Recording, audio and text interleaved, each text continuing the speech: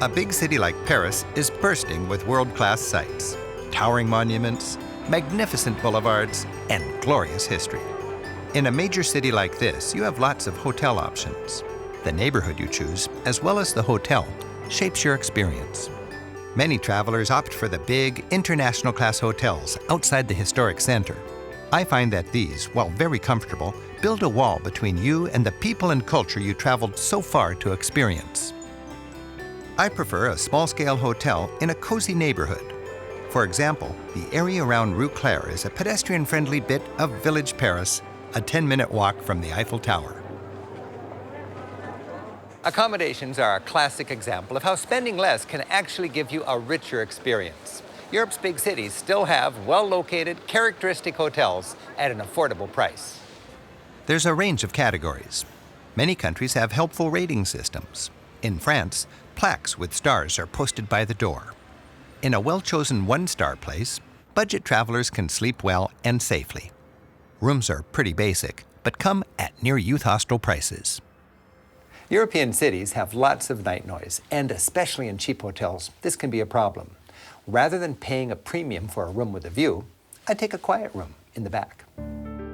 In France, two-star hotels offer for me a great balance of price and comfort. Still basic, but with good beds, private bathrooms, and often tiny but appreciated elevators.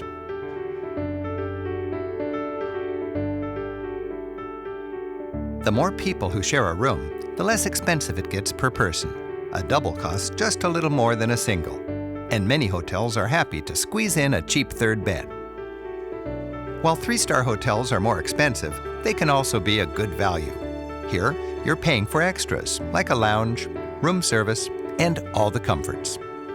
It's one of our typical rooms with big TV, mini bar, iPod base, of course air conditioning. It can be very useful, especially in August in Paris. Bathroom. 2 sinks. Yes, 2 sinks. French people like it. And you can be 2 at the same moment in the bathroom. Very nice. Know your priorities. This hotel's great, but those on a budget may need to choose between these extras for an additional $50 a night and a nice dinner, concert, or city tour. Throughout Europe, small family-run hotels offer fine values. This London hotel is plush, beautifully located, and more affordable than you might expect because it has no elevator. This historic former monastery in Florence costs no more than a top-end chain hotel, but is bursting with Renaissance character. Here in Norway, you can enjoy feeling right at home on a fjord. And a favorite of mine in Rome, small enough where the owner can go over your sightseeing plans, provides fine rooms and a breezy conviviality you simply can't find in bigger hotels. Some travelers love the freedom of just finding hotels as they go. But to get the best rooms in the popular places, book in advance.